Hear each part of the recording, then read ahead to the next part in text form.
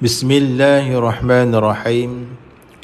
Assalamualaikum warahmatullahi ta'ala wabarakatuh. Alhamdulillahi rabbil alamin. Wassalatu wassalamu ala ashrafil anbiya wal mursalin wa ala alihi wa sahbihi ajma'in. Qala rabbi syrah li sadri wa yassir li amri wahlul 'uqdatam min lisani yafqahu qawli. سبحانك لا علم لنا إلا ما علمتنا إنك أنت العليم الحكيم ولا حول ولا قوة إلا بالله العلي العظيم ولا حول ولا قوة إلا بالله العلي العظيم. Alhamdulillah, pertama sekali dan selama-lamanya marilah sama-sama kita panjatkan kesyukuran kita kepada Allah Subhanahu wa taala, kerana dengan limpah kurnia dan taufik dan hidayah daripada Allah Subhanahu wa taala dapat sama-sama sekali lagi pada petang ini kita mengadakan live ataupun siaran langsung di aplikasi TikTok. Yang mana petang ini kita akan sambung kembali muzakarah kitab Al-Misbahul Munir, kitab yang membahaskan tentang akidah Ahli Sunnah wal Jamaah mengikut jalanan ulama tauhid Abu Mansur Maturidi dan juga jalanan Abu Hasan Asy'ari. Yang mana kitab ini sangat terkenal di kalangan para pelajar pondok di seluruh Malaysia lah, pondok-pondok di seluruh Malaysia dan juga di Thailand, di Fatani dan sebagainya lah. Jadi kitab ni sekali lagi membahaskan tentang sifat-sifat Allah, sifat-sifat Rasul dan perkara-perkara yang berkaitan dengan akidah Ahli Sunnah wal Jamaah. Yang mana kita sekarang berada di akhir zaman, sangatlah penting kita mempelajari kitab ini, kerana akhir-akhir zaman, akhir-akhir ini ramai sangat manusia di luar sana yang menghina agama Islam. Antara punca utama, mereka tidak mengenal Allah, mereka tidak mengenal Rasulullah. Sebab itulah punca mereka menghina agama Islam. Jadi marilah sama-sama kita ulang kaji, kita muzakarah agar kita dapat mengenal sifat-sifat Allah, kita dapat mengenal sifat-sifat Rasulullah, sifat-sifat Rasul, dan perkara-perkara, dapat mengetahui perkara-perkara yang berkaitan dengan akidah. Mudah-mudahan dengan kita mempelajari sifat-sifat Allah, sifat Rasul dan perkara yang berkaitan dengan akidah, kita akan bertambah cinta dengan Islam, kita bertambah sayang dengan agama Islam, dan kita dapat membezakan yang manakah ajaran Rasulullah dan juga ajaran-ajaran sesat yang ada sekarang ni. Baik. Jadi untuk petang ni kita akan sambung masih lagi dalam bahasan sifat qidam. Yang mana baru ni kita dah baca sikit sifat qidam baru ni, muka surat 15. Okey, baru ni kita dah baca sifat qidam yang atas ni. Kita untuk petang ni kita sambunglah bawah ni, tengah ni. Baik. Qala musannif rahimahullahu ta'ala. Baik, kita ingat balik tajuk dia adalah huraian sifat yang kedua, qidam, artinya sedia. Kita ingat balik tajuk yang lepas, kita bahas tentang sifat yang kedua daripada 20 sifat yang wajib diketahui dan wajib i'tiqad oleh tiap-tiap mukallaf, iaitu sifat qidam. Erti qidam adalah sedia. Jadi sedia tu macam mana? Kita dah bahas dah baru ni. Iaitu sedia, yang dia kata sedia tu ialah barang yang ada yang tidak didahului tiada. Ada barang tu terkena kepada zat Allah.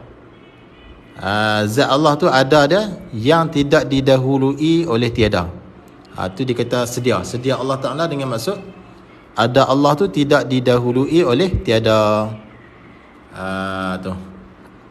Ataupun boleh juga dikatakan sedia Allah tu, iaitu dikatakan barang, yakni Allah, zat Allah yang ada, yang tidak ada permulaan bagi adanya. Boleh pakai juga yang tu.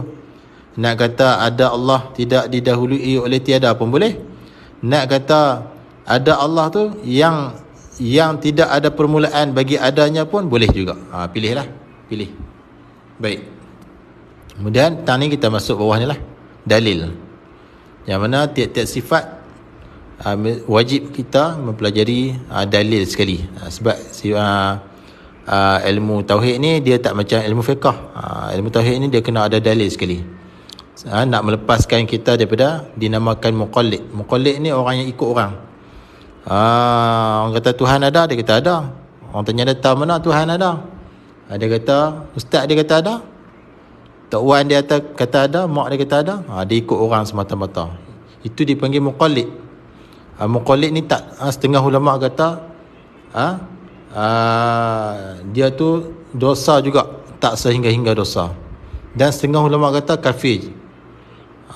Itu khilaf ulama. Jadi kita nak melepaskan daripada nama kata muqallid, orang yang i'tiqad ikut orang ni. Jadi kita kena ada dalil. Mana kata dalil ada? Mana kata ada Tuhan, dalil dia mana? Baru alam ini, berubah-ubah alam ini. Itu contohlah. Itu dalil. Paling kurang dalil ijmali. Dalil ijmali paling kurang. Jangan tak tahu dalil langsung. Satu dalil pun tak tahu, yang tu masalah. Maknanya iman kita tu kira tak sah lagi.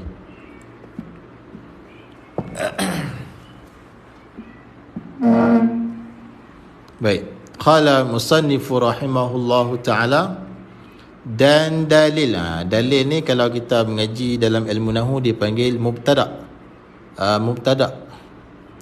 Mubtada' ni dia berhajat kepada khabar. Khabar dia adalah ialah ni. Perkataan ialah ni khabar bagi dalil. Dalil ni kita kena pasang dengan makna bermula. Yang tu kena mengaji ilmu nahwu lah, ibarat kitab baru kita faham. Dan dalil ini dan bermula dalil. Dalil ni benda dalil. Apa maksud dalil? Ni hak puak-puak Wahabi duk tanya dalil ni. Tanya dia dalil tu apa dia? Dalil tu maknanya percaman, bukti. Contohnya, kita lalu di kawasan perumahan, tiba-tiba kita nampak asap yang tebal, yang hitam, yang banyak sekali asap tersebut. Jadi asap yang tebal itu dalil apa tu? Dalil menunjukkan kata ada kebakaran yang berlaku di situ. Itulah dalil, bukti, percaman, dalil kata ada kebakaran berlaku di situ. Yang ni pun samalah. Mana ada dalil kata Allah tu bersifat dengan qidam, mana ada dalil, bukti dia mana? Baik, dalil ni ada dua.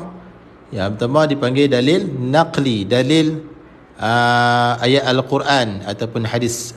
Tu dalil naqli, naqal, pindah, yang ambil daripada Al-Quran ataupun hadis. Tu dipanggil dalil naqal, dalil naqli. Dan yang kedua dalil aqli. Dalil aqli ni dalil yang bangsa kena fikir dengan akal. Dalil yang bangsa kena fikir dengan akal. Tu. Jadi kena adalah dalil. Tiap-tiap sifat tu kena ada dalil. Dan dalil ini dan bermula dalil percaman, bukti atas qidam Allah. Qidam Allah tu lah. Dan dalil ini dan bermula dalil bukti atas qidam Allah Ta'ala tu. Mana ada dalil. Dan tak baru itu. Maknanya ni tak baru ni dipanggil malzum. Lazim daripada kata Allah tu bersifat dengan qidam, maka tak barulah. Tak baru tu dipanggil melazum. Jadi dua-dua ni kena i'tiqad ni. Allah tu yang pertama kena i'tiqad di hati kata Allah tu qidam, yakni ada Allah tu tidak didahului oleh tiada, ataupun ada Allah tu tidak ada permulaan baginya, tu dipanggil qidam. Yang tu yang pertama kena i'tiqad dalam hati. Dan yang kedua kena i'tiqad kita tak baru itu, tak baru Allah tu. Maksudnya Allah tak baru lah. Lazim daripada kata Allah tu qidam, dia tak baru. Sebab baru tu mustahil, perkara mustahil. Kena bezalah. Kena bagi boleh beza yang mana perkara mustahil, yang mana perkara yang kena i'tiqad, yang mana yang wajib bagi Allah. Kena beza. Dan dalil atas qidam Allah Ta'ala dan tak baru itu, tak baru Allah tu lah. Mana ada dalil? Ialah ni khabar lah. Khabar bagi dalil. Dia khabar ni kena pasang dengan mana ialah. Baca kitab Jawi pun minahu juga. Dia kena minahu ibarat kitab. Bukan baca kitab Arab saja minahu. Baca kitab Jawi pun kena ada nahu dia. Ialah kita fikir. Dalil dia ialah kita fikir. Ni dia panggil dalil akli. Dalil yang besar kena fikir. Dalil dia ialah kita fikir, yakni fikir dengan akal. Fikir menggunakan akal yang Allah Ta'ala bagi dekat kita tu lah, akal. Fikir, ini fikir dengan akal. Jikalau ni mana kita kata tu secara fardu takdir. Padahal benda tak berlaku pun, benda tak sungguh pun. Cuma kita kata jikalau fardu takdir. Jikalau fardu takdir Tuhan tidak tentu sedianya. Kalau kita kata tu, kalau Tuhan tu tak tentu tak sedianya. Bila kita tak sedia, nescaya tentu ia baru. Bila Tuhan tu tak sedia, tentulah ia Allah tu baru. Baru dengan maksud ada mula. Ataupun didahului oleh tiada. Itu maksud baru. Jikalau Tuhan tu tidak tentu sedianya, nescaya tentu ia Tuhan baru. Yang ni kena fikirlah. Fardu takdir saja kita kata ni. Benda bukan betul pun, cuma takdir saja. Kita nak buat dalil. Tu. Dan makna baru itu, dan bermula makna baru itu, yang kita baru-baru tu benda apa? Khabar dia ialah barang yang ada permulaan bagi ada. Yang kata baru tu adalah benda yang ada mula. Ada dia tu dengan ada mula. Itu maksud baru. Baru tu kita makhluk kita ni ada mula tak? Ada mula. Mula kita dilahirkan. Tu ada kita dengan mula. Kalau lah fardu takdir Tuhan tu Tuhan tu tak sedia, tentulah Tuhan tu baru. Yang mana makna baru itu ialah barang yang ada permulaan bagi adanya. Fardu takdir kita. Kalau macam tu, kita nak buat dalil ni. Dan jikalau Tuhan kita baru, kalaulah fardu takdir Tuhan kita tu baru, tentu ada yang membaharu. yang menjadikan dia. Kalau Tuhan kita tu baru juga, sama macam kita baru, tentu ada Tuhan lain pula yang menjadikan dia. Sebab dia baru. Yang ni fardu takdir lah. Kalau Tuhan kita tu baru, tentu ada Tuhan lain pula yang menjadikan dia, yang membaharukan dia. Itu maksud dia. Dan yang menjadikan Tuhan itu pun kena baru juga. Tuhan yang menjadikan Tuhan kita pun kena baru juga. Tidak boleh dikatakan yang menjadi itu sedia. Tak boleh kita katakan yang menjadi Tuhan kita itu sedia. Sebab kerana yang dijadi itu dikatakan Tuhan. Kerana yang dijadikan itu dikatakan Tuhan.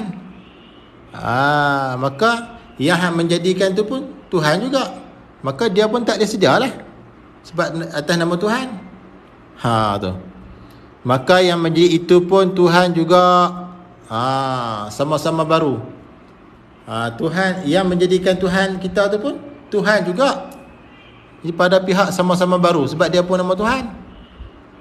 Sama-sama berkehendak kepada apa yang menjadikan dia. Sama-sama berkehendak.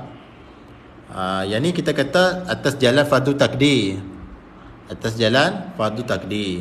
Benda tak pun, hakikat dia tak pun. Kita kata di sini atas jalan fardu takdir.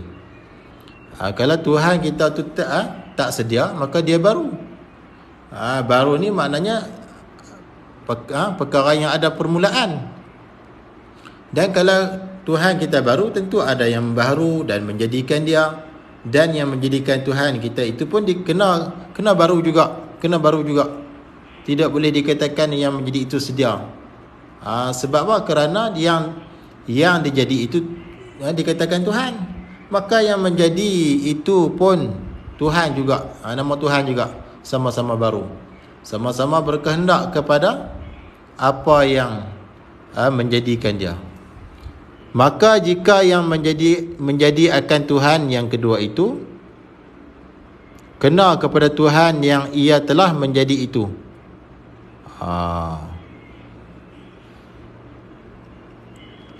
Maka jika yang menjadi akan Tuhan, yang Tuhan B,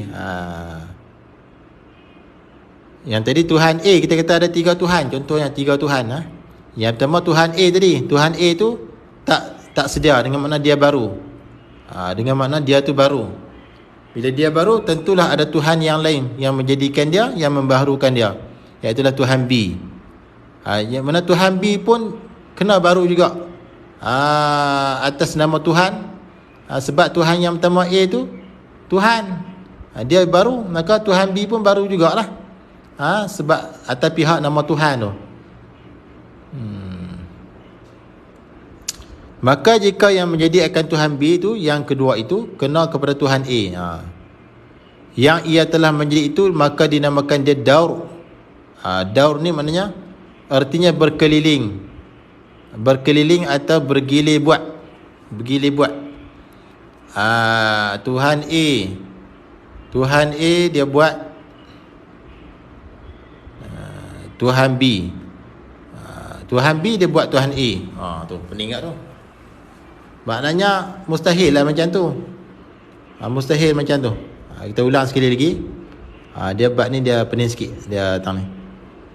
Sekali lagi kita ulang. Dan dalil atas qidam Allah Ta'ala dan tak baru itu, ialah kita fikir, yang ni dengan akal, jikalau Tuhan tidak tentu sedianya. Jikalau ni dengan maksud fardu takdir. Jikalau fardu takdir Tuhan tu tidak tentu sedianya. Kalau Tuhan tu tak tentu sedianya, nescaya tentu ia Tuhan tu baru. Tentulah dia baru sebab dia tak sedia. Dan makna baru itu barang yang ada permulaan bagi adanya. Benda-benda baru ni benda yang ada mula. Dan jikalau Tuhan kita baru, kalaulah fardu takdir Tuhan kita tu baru, tentu ini nescaya tentu ada yang membaru dan yang menjadikan dia Tuhan tu. Kalau dia baru, tentu kalau Tuhan kita tu baru, tentu ada yang membaharu dan yang menjadikan dia. Tentulah ada Tuhan lain pula yang menjadikan dia. Dan yang menjadikan Tuhan itu pun kena baru juga. Maknanya Tuhan kita tu fardu takdir dia tu baru, tentu ada Tuhan lain yang menjadikan dia. Tentu ada Tuhan yang lain menjadikan dia. Yang menjadikan dia pun baru juga. Kena kepada baru juga. Tidak boleh dikatakan yang menjadi itu sedia. Maksudnya Tuhan B itulah, dia menjadikan Tuhan A tu, jadi Tuhan B tu tak boleh dikatakan sedia. Dia pun baru juga. Kerana yang dijadi itu tu dikatakan Tuhan. Yang dijadikan tu Tuhan A itulah, yang kena jadi itu nama Tuhan. Maka yang menjadi itu pun Tuhan juga. Tuhan B pun nama Tuhan juga. Tu. Dia pening sikit ni. Sama-sama baru. Sama-sama barulah sebab Tuhan A pun nama Tuhan, Tuhan B pun Tuhan juga. Jadi Tuhan B tu tak boleh dikatakan sedia, tak boleh kata sedia sebab dia pun Tuhan juga. Tu. Sama-sama baru, sama-sama berkehendak kepada apa yang menjadikan dia. Maka jika yang menjadikan akan Tuhan yang kedua itu, Tuhan B itulah yang menjadikan Tuhan yang kedua tu, kena kepada Tuhan yang ia telah menjadi itu, maka dinamakan dia daur. Daur ni artinya berkeliling. Daur ni maknanya berkeliling, bergilir buat di antara Tuhan A dengan Tuhan B. Daur ni dia boleh berlaku di antara 2, 3 saja dah. 2 dan 3 maknanya bergilir buat, bergilir ganti. Tu. Maka iaitu batal, palsu, karut. Bergilir buat tu dikatakan karut. Daur, yang dikatakan daur tu berkeliling atau bergilir buat itu dipanggil batil, karut, palsu. Sebab apa? Kerana kedua Tuhan umpamanya itu kerana kedua Tuhan umpamanya itu, iaitu Tuhan A dan Tuhan B itulah, berhimpun dua perkara yang berlawanan. Iaitulah apa dia dua perkara yang berlawanan tu? Ada dan tiada di satu benda. Ada dan tiada tu di satu benda tu. Jadi ada pun ada, tak ada pun ada, tak ada juga. Pada satu benda tu ada dua perkara yang berlawanan. Sedangkan kaedah kata ad-diddani la yajtami'ani.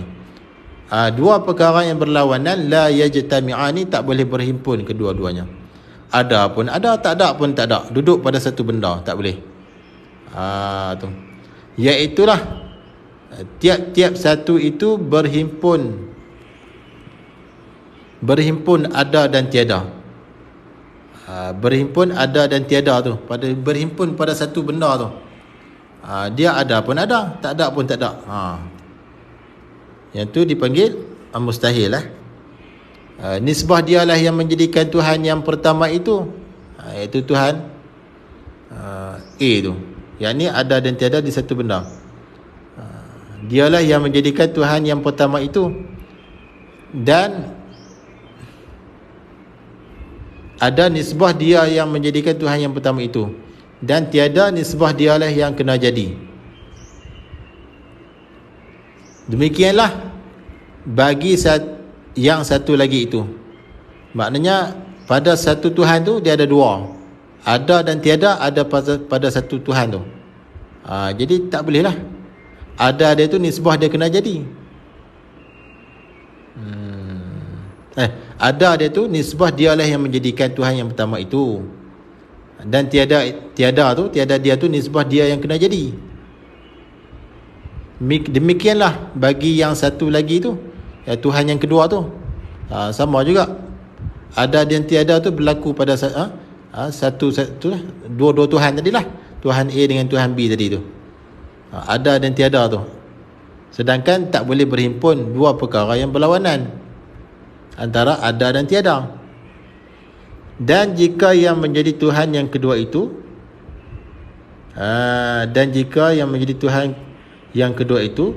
kepada Tuhan yang ketiga, kena kepada Tuhan yang ketiga. Yang ni ada Tuhan tiga pula. Tuhan A, Tuhan B, Tuhan C. Yang menjadikan Tuhan kedua tu, Tuhan yang ketiga itu Tuhan C pula. Yang ketiga ini, Tuhan yang ketiga itu pula yang keempat menjadikan dia. Yang ni masalah lain pula. Masalah tadi dia berkeliling di antara dua lah, Tuhan A dengan Tuhan B. Nisbah dia yang menjadikan dan nisbah dia dijadikan. Tu. Ada dekat dia ada dua. Ada dan tiada tu berhimpun pada dia. Pada Tuhan A dan Tuhan B. Yang tu dipanggil daur. Manakala masalah ni pula, dia kata, dan jika yang menjadi Tuhan yang kedua itu, yang menjadikan Tuhan B tadilah, kena kepada Tuhan yang ketiga, iaitu Tuhan C. Yang ketiga itu pula, yang Tuhan yang ketiga, Tuhan C pula, yang keempat menjadikan dia Tuhan D pula. Maknanya dia jadi koi banyak lah. Tuhan keempat pula, Tuhan D. Dan yang keempat itu, Tuhan D itu, yang kelima dan yang keenam dan yang ketujuh. Maknanya sampai naik sampai atas.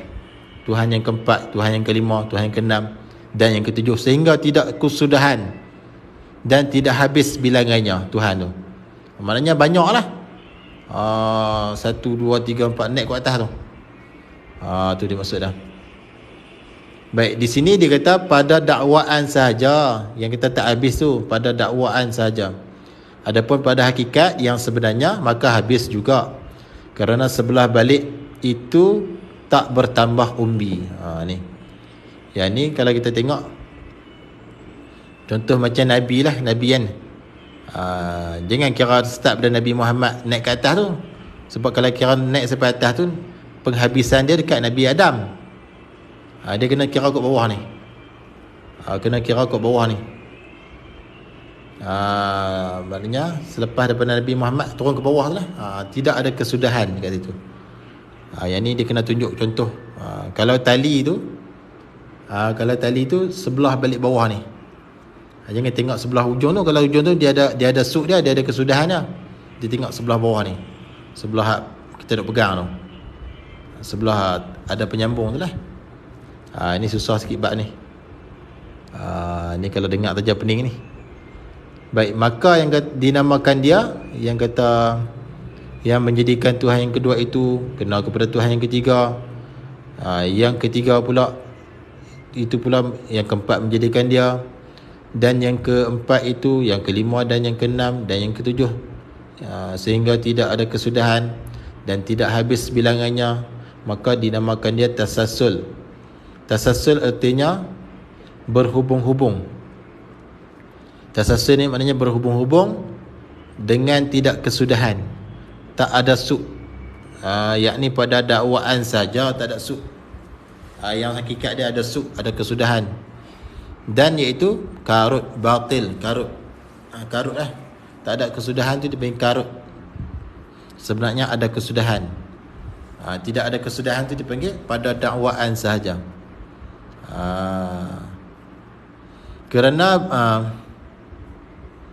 Kerana berhimpun dua perkara yang berlawanan juga. Sedangkan kaedah kata tidak berhimpun dua perkara yang berlawanan pada satu benda tu, iaitu kesudahan habis pada diri perkara itu. Ini pada hakikat dan sebenar ada kesudahan. Pada dakwaan tidak ada kesudahan. Pada hakikat dia ada kesudahan. Dan tidak kesudahan habis pada dakwaannya. Pada dakwaan tu dia kata tak habis. Tuhan A jadi Tuhan B yang buat, Tuhan B Tuhan C yang buat, Tuhan C pula Tuhan D yang buat, Tuhan D pula Tuhan E yang buat. Maknanya pada dakwaan tu dia kata tidak ada kesudahan, tapi pada hakikat dia kesudahan habis pada diri perkara itu habis. Pada hakikat yang sebenar tu habis. Dan iaitu yang kata tasasul tu lah, yang kata tidak ada kesudahan. Tuhan A Tuhan B yang buat, Tuhan B Tuhan C yang buat, Tuhan C Tuhan D yang buat. Maknanya tidak ada kesudahan tu pada dakwaan tu. Iaitu mustahil, akal tak boleh terima. Mustahil tu maknanya akal tak boleh terima. Yakni tentu tidak sekali-kali berlaku sedemikian, kerana tidak ada yang berhimpun dua perkara yang berlawanan itu. Tak boleh, mustahil berhimpun dua perkara yang berlawanan. Maka membawa kepada tidak ada makhluk ini. Kalau berlaku macam tu, boleh membawa kepada tidak ada makhluk ini. Dan iaitu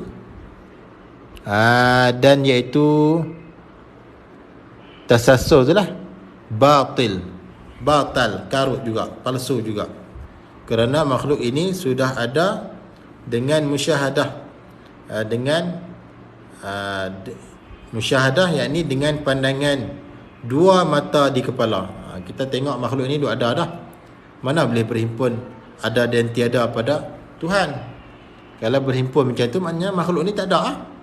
Macam mana nak ada kan berhimpun ada dan tidak ada pada Tuhan tu? Mustahil lah. Perkara tersebut mustahil, karut, batil. Maka tetaplah kita mengaku i'tiqad dengan tentu sungguh Tuhan tu sedia, dan tak barunya Tuhan. Kita kena mengaku sungguh lah, kata Tuhan tu sedia.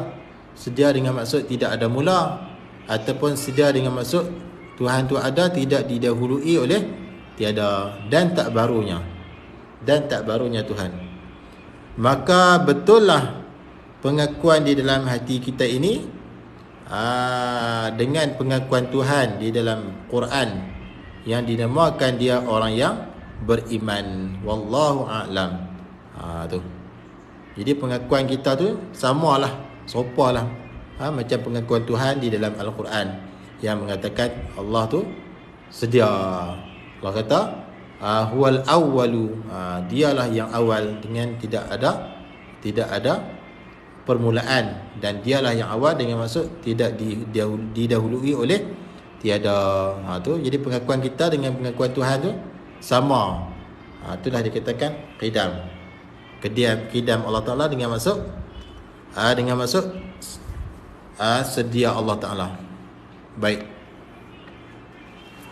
Okey, kita teruskan lagi.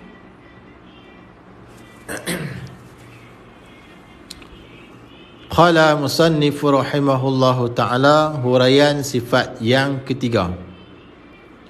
Huraian sifat yang ketiga daripada 20 sifat yang wajib di atas tiap-tiap mukallaf dengan wajib syarak lah.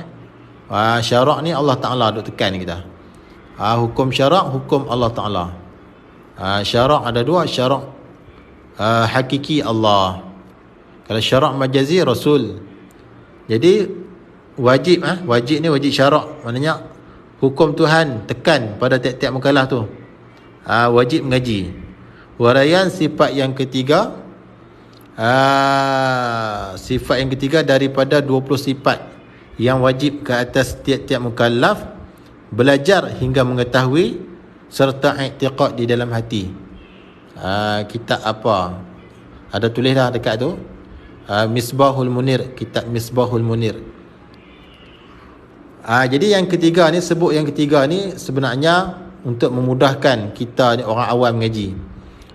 Pada hakikat dia sifat Tuhan ni dia tak ada yang pertama, tidak ada yang kedua, tidak ada yang ketiga, dan seterusnya tidak ada, kerana sama-sama qadim. Sifat Tuhan ni dia sama-sama qadim, tidak ada yang pertama, yang kedua. Jadi yang ni dikatakan ketiga ni pada bilangan saja, bukan pada nafsil amri, bukan pada diri yang sebenar tu, diri sifat yang sebenar. Sebab diri sifat yang sebenar tu sama-sama qadim, sama-sama tidak ada mula. Jadi tak boleh nak kata 1, 2, 3, 4, 5 tu lah. Sebab itu bilangan menunjukkan kata ada mula. Jadi yang ketiga ini hanyalah pada bilangan semata-mata, bukan pada diri sifat yang sebenar, untuk memudahkan kita belajar. Baqa'un, ialah baqa'. Baqa' ni bahasa Arab, ertinya, terjemahannya kekal. Kekal apa tu? Kekal zat Allah Ta'ala. Baik. Qala musannif rahimahullahu ta'ala, wajib pada syarak pula. Wajib pada syarak pula atas tiap-tiap mukallaf. Mukallaf ni siapa? Orang yang pertama orang Islam, tu mukallaf. Yang kedua orang yang aqil baligh, orang yang baligh, orang yang dah baligh, iaitu orang yang sampai umur. Yang ketiga aqil, berakal, orang yang ada akal. Yang keempat orang yang sampai seruan agama. Tu dikatakan mukallaf, sampai seruan agama pada dia. Dan yang kelima sihat panca indera, boleh melihat, boleh mendengar. Kerana kita nak dapat ilmu dengan melihat, dengan mendengar. Maknanya bila semua tu dah ada dekat kita, dipanggil mukallaf. Jadi wajib mengaji. Kalau tak mengaji, hukum dia berdosa dan dijanji seksa oleh Allah Subhanahu Wa Taala. Kerana di sini dia kata wajib pada syarak. Wajib pada syarak ni maksudnya kalau kita buat dijanji pahala, kalau kita mengaji dijanji pahala, kalau kita tak mengaji dijanji seksa oleh Allah di akhirat nantilah. Seksa tu di akhirat lah, bukan di dunia. Tu. Jadi wajib mengaji lah. Tiap-tiap mukallaf tu mengetahui, wajib mengetahui. Yang ni kena tulis sikit. Bukan wajib mengetahui, wajib belajar, wajib mengaji hingga mengetahui. Kalau wajib mengetahui kan semua bukan berdosa habis. Hak mengaji tak erti, berlama. Berapa ramai yang mengaji tapi tak erti. Yang tu berdosa habis. Bukan maksud macam tu. Wajib tiap-tiap mukallaf tu mengetahui dengan maksud wajib mengaji. Di perbuatan mengaji tu lah yang wajib. Sebab di akhirat nanti Tuhan tak tanya hang erti ke tak erti. Tuhan tak tanya. Tuhan tanya hang pi belajar ke tak. Tuhan tanya tu. Hang pi belajar ke tak sifat 20 ni. Ngaji ke tak sifat 20 ni. Yang tu wajib. Perbuatan tu. Perbuatan mukallaf tu yang wajib mengaji tu. Erti tak erti tu kurniaan Allah. Kalau erti alhamdulillah, Allah Ta'ala bagi rezeki kefahaman. Kalau tak erti nak buat je lah, tak apalah, Tuhan tak marah. Yang Tuhan marahnya tak pergi mengaji. Yang tu Tuhan nak tanya tu, mengaji ke tak? Pergi mengaji ke tak? Kalau Tuhan tanya, hang tak erti berdosa. Ramai berdosa lagu tu. Ramai masuk neraka sebab tak erti. Tak. Yang salahnya tak mengaji. Sebab wajib tu mengaji. Baik. Tapi kalau duk mengaji berulang-ulang kali, insya-Allah lah lama-lama erti lah tu. Mukallaf tu mengetahui, ini belajar hingga mengetahui. Sekadar mengetahui saja tak, serta mengaku.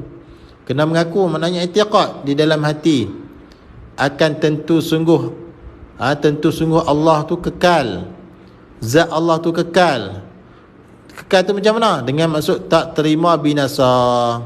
Kekal Allah tu dengan maksud tak terima binasa, yakni ada Allah tu tak berjumpa dengan tiada. Ada Allah tu tak berjumpa dengan tiada. Maksudnya tak ada mati Tuhan tu tak matilah maksudnya. Tak ada kesudahan. Ada Allah tu tidak ada kesudahan, tidak ada suk, tidak ada penghujung. Berbeza dengan kita makhluk. Kita makhluk ada kesudahan, kematian kita. Ada kebinasaan kita, iaitu mati kita, rosak kita, habis kita. Ataupun penghujung kita ialah kematian. Kalau Tuhan tak binasa, tidak ada penghujung. Firman Allah Ta'ala, Allah Ta'ala firman apa? Kullu man 'alaiha fan wa yabqa wajhu rabbika dzul jalali wal ikram.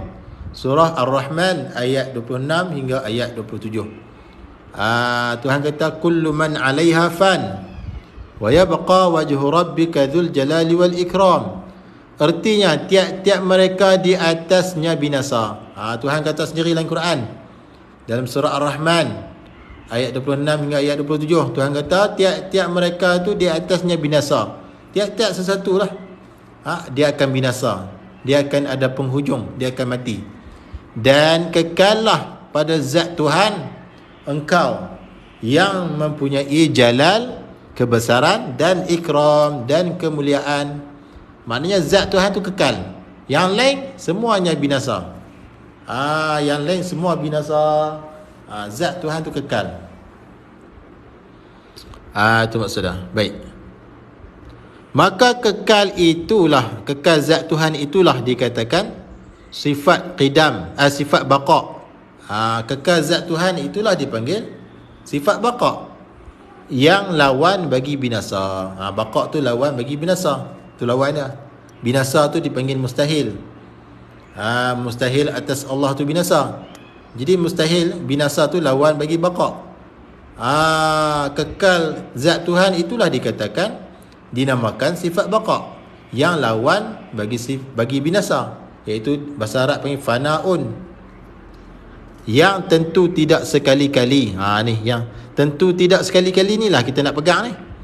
Tentu tidak sekali-kali binasa itu bagi Allah Ta'ala. Maknanya hati kita tu kena i'tikad kata yang pertama, Tuhan tu bersifat dengan baqa, iaitu kekal zat Allah Ta'ala. Dan kita kena i'tikad juga tentu zat Tuhan tu tidak sekali-kali binasa.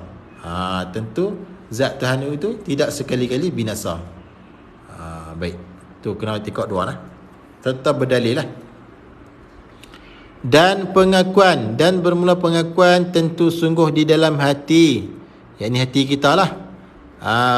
Pengakuan apa? Tuhan kekal, zat Tuhan tu kekal, itulah dikatakan wajib bagi akal. Bukan wajib lah, wujud. Wujud bagi akal. Akal kata wujud, ini mesti Tuhan tu kekal. Balik akal kita hukum wujud, iaitu mesti Allah tu kekal, zat dia kekal. Tu. Ini kenapa betul, bukan wajib lah. Wujud. Qala musannif, dan pengakuan tentu tidak. Tentu tidak apa ni? Tentu tidak binasa tu lah. Tentu tidak binasa Tuhan tu. Kena ada pengakuan di dalam hati. Dan pengakuan tentu tidak di dalam hati. Tentu tidak apa? Binasa. Itulah tentu tidak binasa zat Tuhan itulah dikatakan mustahil. Yang tu bukan mustahil, istihalah. Hukum bagi mustahil. Sebab mustahil adalah binasa. Binasa tu sendiri dipanggil mustahil. Jadi tentu tidak binasa, itulah dipanggil istihalah mustahil. Akal hukum kata binasa tu tentu tidak sekali-kali pada Tuhan. Binasa Tuhan tu tentu sekali tidak. Tu. Yang tu dipanggil istihalah lah. Kenapa betul di sini? Istihalah bukan mustahil. Sebab diri mustahil adalah binasa. Itu mustahil. Dan makna, yang ini dan bermula makna kekal itu, kekal zat Allah Ta'ala itulah ialah barang yang tidak menghubungi, tiada. Yang kata kekal Allah Ta'ala itulah barang yang tidak menghubungi, tiada. Atau dikatakan barang yang tak terima hilang. Barang yang tak terima hilang, barang yang tidak menghubungi oleh tiada, itulah dipanggil kekal. Kekal zat Allah Ta'ala tu. Zat Allah Ta'ala tu kekal, tidak menghubungi oleh tiada, dan tidak dikatakan dan dikatakan barang yang tak terima hilang. Zat Allah Ta'ala tu tak terima hilang. Yang ni ada Allah tak berhubung dengan tiada. Okey, baik. Qala musannifu rahimahullah ta'ala, dan dalil atas kekal Allah Ta'ala. Dan bermula dalil, mana ada dalil? Kita i'tikad kata Tuhan tu wajib kekal. Kita i'tikad dah. Kemudian kita i'tikad pula kata Tuhan tu tak binasa. I'tikad dah. Dan dalil, kena ada dalil. Tiap-tiap sifat kena ada dalil. Dan dalil ini bermula dalil atas kekal, yakni baqa Allah Ta'ala tu. Kekal zat Allah Ta'ala tu, mana ada dalil. Dan tak binasa itu, tak binasa zat Allah Ta'ala tu, mana ada dalil. Qabadah ialah kita fikir. Yang ni dipanggil dalil akli, dalil yang kena fikir dengan akal. Fikir yang ni dengan akal lah. Jikalau ni mana fardu takdir, jikalau Allah Ta'ala tu tidak kekal, kalau lah tu, kalau lah ini fardu takdir, kalau Allah tu tak kekal, maka tentulah ia Allah binasa. Kalau Allah tu tak kekal, tentulah dia binasa. Tu kena buat apa, kena fikir dengan akal lah. Ini dipanggil dalil akli. Dan jika ia Allah tu binasa, kalau dah dia kata dia tak kekal, dan jika ni fardu takdir ia Allah binasa, tentulah ia baru. Sebab yang binasa ini, yang terima binasa adalah baru. Kalau Tuhan tu binasa, maka dia barulah, macam kita. Tu. Dan jika baru, yang ini baru Allah, nescaya tidak ada Tuhan. Kalau Allah tu baru, maka tidak ada Tuhan. Dengan dalil yang nyata pada huraian sifat qidam itu, iaitulah pada masalah daur dan tasasul. Tidak ada Tuhan kalau dia baru. Sebab apa? Sebab dia baru, ada yang membarukan dia. Yang membaharukan dia pun dikatakan baru juga, sebab Tuhan juga yang tu pun. Tu maknanya tidak membawa kepada ada Tuhan. Jadi mustahil lah tak ada Tuhan. Sedangkan makhluk ni sudah nyata dalil kata Tuhan ada. Karut lah kata tak ada Tuhan tu. Kalau begitu, kalau kata Tuhan tu kalau kata Tuhan tu dia tak baru lah, kalau begitu tetaplah Tuhan tu tidak binasa. Tuhan tu tak binasa lah, sebab dia zat yang kekal. Tak binasa sebab dia bukan baru. Sebab yang terima binasa ini adalah yang baru. Kita macam kita makhluk ni barulah terima binasa. Binasa kita dengan mati. Firman Allah Ta'ala di dalam surah Al-Qasas ayat 88. Yang ni Allah Ta'ala kata sendiri dalam surah Al-Qasas ayat 88, yang mengisyaratkan, yang menunjukkan Allah Ta'ala bersifat dengan baqa. Mana ada dalil. Yang ni dipanggil dalil apa? Dalil naqli, dalil ayat Quran. Yang tadi ni dalil akli, dalil kena fikir. Tuhan kata apa? Wala tad'u ma'allahi ilahan akhara la ilaha illa huwa kullu syai'in halikun illa wajhahu lahul hukmu wa ilaihi turja'un. Tuhan kata apa? Dan janganlah berdoa engkau serta Allah Ta'ala. Janganlah kamu berdoa serta Allah Ta'ala akan Tuhan yang lain. Yang ini jangan syirik. Kamu jangan berdoa serta Allah Ta'ala tu Tuhan yang lain. Itu dinamakan syirik.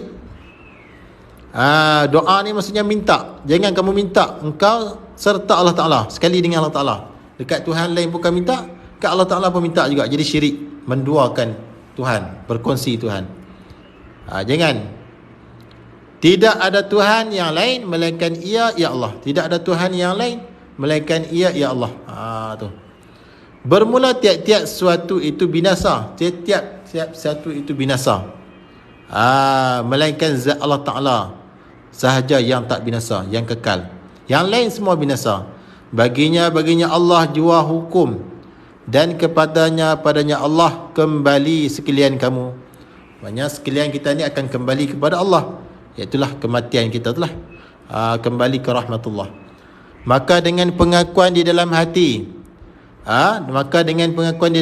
dengan tentu sungguh kekal baqa zat Allah Ta'ala, dan pengakuan di dalam hati dengan tentu tidak binasa itu, binasa Allah Ta'ala itulah membetuli pengakuan, muafakat pengakuan itu, pengakuan kita tadi itu dengan keterangan Allah di dalam Al-Quran. Itulah orang yang beriman dengan Allah Ta'ala. Wallahu a'lam. Ini pengakuan dan keterangan Allah di dalam Al-Quran sama dengan pengakuan kita tu, di dalam hati kita. Itulah dikatakan Allah tu bersifat dengan baqa, artinya kekal. Zat Allah Ta'ala tu kekal, tidak binasa. Zat kita baru akan binasa, sebab kita makhluk, akan binasa kita dengan kematian. Allah Ta'ala kata dalam Quran, idza jaa ajaluhum la yastakhiruna sa'atan wa la yastaqdimun. Apabila datanglah ajal kamu, tidak lewat, tidak terdahulu satu saat dan tidak terkemudian walaupun satu saat, sampai masa mati. Tak kira lah di mana sekalipun, masa mana sekalipun, sampai masa mati. Itulah pengakhiran kita. Maknanya kita baru ni ada pengakhiran, ada kebinasaan kita dengan kematian kita. Jadi sekadar itu dulu. Mudah-mudahan muzakarah kitab ni, Misbahul Munir ini, memberi sedikit sebanyak kefahaman kepada semualah. Mudah-mudahan kita semua selamat, selamat dunia dan akhirat, insya-Allah. Mudah-mudahan Allah Ta'ala masukkan kita semua ke dalam syurganya yang tertinggi, iaitu syurga Firdaus, dimasukkan bersama Rasulullah sallallahu alaihi wasallam. Amin, insya-Allah. Jadi sekadar itu dulu yang baik daripada Allah Subhanahu wa Ta'ala, yang kurang dan yang lemah daripada kelemahan diri sendiri, insya-Allah nanti ada masa kita sambung lagi. Aqulu qawli hadha wa astaghfirullahal azim li wa lakum. Wassalamualaikum warahmatullahi wabarakatuh.